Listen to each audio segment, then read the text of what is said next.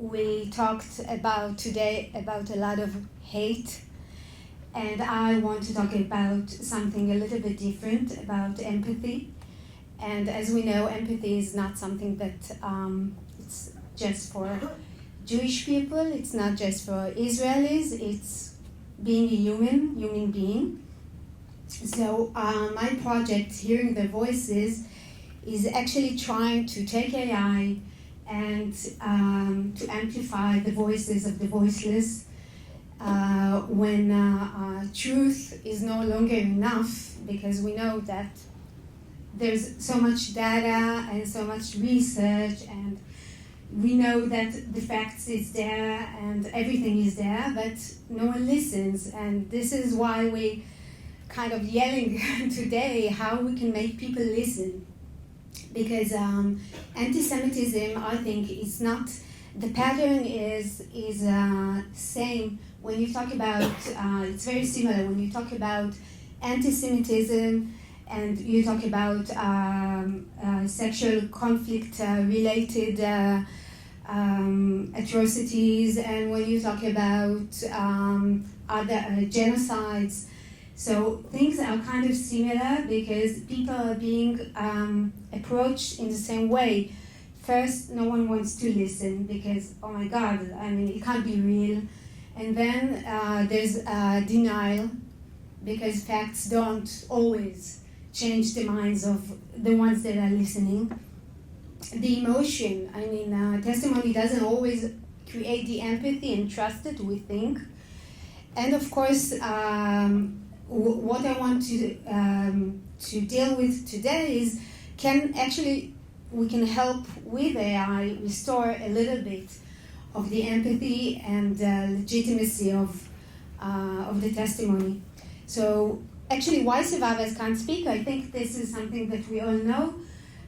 When you choose to approach and to speak up, you experience a lot of pain. First, personal pain, and then in some cultures you can be excluded, you can be you can be put in physical danger. And I've been as a documentary director in my past. Now in this project I actually interviewed a lot of women from different countries, and it's kind of remarkable to say that it doesn't matter if it happened when I talked to a woman from Rwanda, which been gang raped 30 years ago, or I talked with an Israeli from October 7th, or with a Yazidi woman, a Syrian Druze girl from last year. Ukraine woman. I mean, I've talked with so many women, and the story is the same. The story actually is the same, because sexual abuse in conflict zones, it has the same pattern. And what we're doing is we're trying to protect the truth, and we can't protect the truth if we don't protect the one that tells the truth. Because those women has all the reasons why to refuse to talk. They can be put in extremely danger. There's a stigma. There's shame. I don't need to say more. So you can either speak and be punished, or you can talk but be erased. You can be. Or you're being silenced and erased. But my question was, can AI actually offer a third option? Because now today, with the AI, we can protect those survivors. And what we're doing in this project is actually to see how we can protect them. We can give them a different identity. First, we work with very well-known organizations, humanitarian organizations. All the evidence that are coming to us were examined, were confronted with facts. So all the women that we're talking to came from, a safe place. It's not that we're taking anyone. And the testimony can become from being invisible to visible. Of course, instead of just being ignored, denied, refused, and it's also being inverted, like we saw in October 7th, when we as women or we as a population in Israel, we actually, it was actually a Holocaust inversion, because the perpetrators we became the perpetrators instead of, what happened to us. Now, hearing their voices is actually our way to tell a different story, because the Israeli voice, no one wants to hear it in the world, and we all know it. And our mission is actually to try and change the equation. Now, by putting an Israeli, not just an Israeli, but when we put an Israeli next to a Rwanda woman, and next to a Ukraine woman, and next to Yazidi woman, and next to Syria, and next to, and so on. There's people now standing in line from Nigeria, from Afghanistan, so the project has to be global. But the Israeli women are also standing there, and by standing there, people are, for the first time, I saw that people are listening, because it's not that you can just exclude someone and say, oh no, but the Israeli, it's about politics. No, it's not about politics. And when they speak together. And when they speak, you see it's kind of the same story, so you can also listen. Kind of reduce the boundaries that you have when you approach the Israeli story, because you can actually listen clean. So what we've built is a responsible AI platform that brings the testimonies of conflict-related sexual violence in a safe way. And I'm going to show you a little bit, like a glimpse. I'm so sorry, this is very triggering, so if anyone if anyone needs to be excluded, so sorry, yeah. Sound? No. Sorry. Sound? איפה? צריכה לחבר את המקור, את המקור של הסאונד. טוב, זה כבר אני לא יודעת. מה זאת אומרת? Help. אורן, אתה יכול להפעיל את הסאונד? איפה? פה? את ההגדרה כאילו? Yeah, I turned it off. You turned it off. Yeah, because I'm That's fine. Otherwise you would hear the computer going bloop, bloop, bloop, bloop. Okay. No problem. And besides, I'm hearing impaired, so I don't need sound. Okay.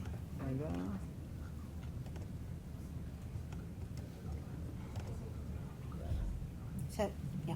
So just...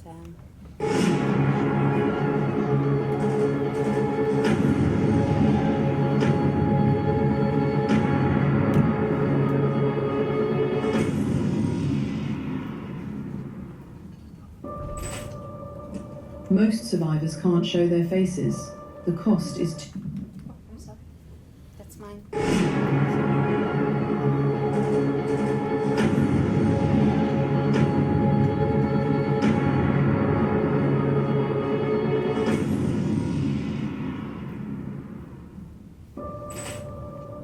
Most survivors can't show their faces. The cost is too high. Stigma, shame, even their lives.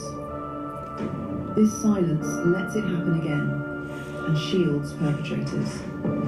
Now, for the first time, they can be heard without being seen. With ethical AI, we protect them. Some choose to speak openly. Others remain unseen. Every story deserves to be heard, safely, loudly, on their terms. فضربني كثير على وجهي حتى أسناني تأذب من كثر الضرب اللي كان وحاول إنه يغتصبني حاولت أن أقاوم بس صار يأذيني كثير صار يضربني. Zostało rozbites دستگیر شدم داخل یه دونه وان منو بردن به صورت گروهی به همون تجاوز میکرد babaga ari benshi si umwe si babiri kandi byabaga buri munsi ubu kandi nari mfite inda narwanye kabgayi ב7 לאוקטובר קרה לנו נורא מכל, רצחו את הבעל שלי נדב, ירו לים בפנים בחלק פגוע, בתקיפות מיניות אכזריות. كنت 10 سنين 9 حتى صراحة كانوا يدخلون الناس وكنا حمل البعض مغلوب عن الوعيس البعض يحاول أن These are real women. These are real testimonies. This is reality.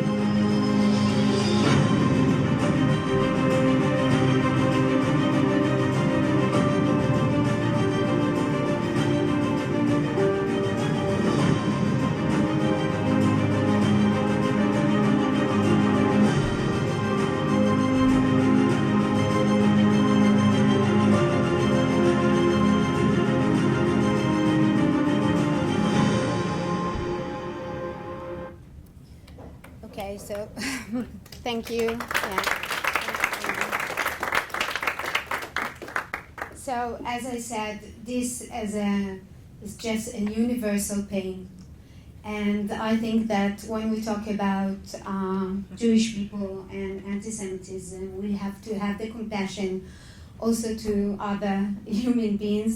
Of course, I don't think you don't have it, but we do need to have the compassion, and then people can also relate to us. They can also connect to us. And it doesn't matter where you come from. And actually, something that is very, very important for me just to mention, we've been talking about ethical AI. So if you saw on the little video, for me, today, you don't know, I mean, my kids always tell me, Mom, it's an AI, right? It's an AI, it's not real, it's not real, it's not real. You don't know what is real and what is not. And in few, months, I think not even years, but in few months, you have no idea what is real and what is not. And this is our main problem with AI. And this is why we need an ethical tool to try to control it. This is why we developed kinds of icons that we put them on screen, as you saw, and it tells you all the time when you watch, you know what you watch. You watch a voice that's been altered. You watched an avatar. You watch someone that her face are real. I mean, you have to know all the time what you're watching, or else you can't even relate to the woman because, okay, it's an AI, so it's a fake. No, it's not a fake, and you have to know what you're watching, and when you're watching it, it kind of, it makes it clear. Of course, we have 5 pillars that are very, very important. I'm just going to go through quickly. Transparency, this is the icons that I talked about, okay? We are telling you all the time what you're seeing. And by the way, the consent, which is of course something that all the victims are signing, but it's not just a signature, it's really a relationship. Because someone is telling her story, you have to be there for her. And she controls the whole process. She decides what to tell. We don't push her to tell anything. She decides what she wants to tell, how she wants to tell it, if she needs an avatar, if she needs voice cloning, whatever she needs, we are there for her to tell the story, because this is the main thing, okay? Authenticity, this is something that we have to have as a main pillar in our project. We are very authentic. We don't try to change reality. We just put it out there. Safety, of course, we prioritize any safety. I mean, we are deleting things from our server if we need to protect the identity of the women.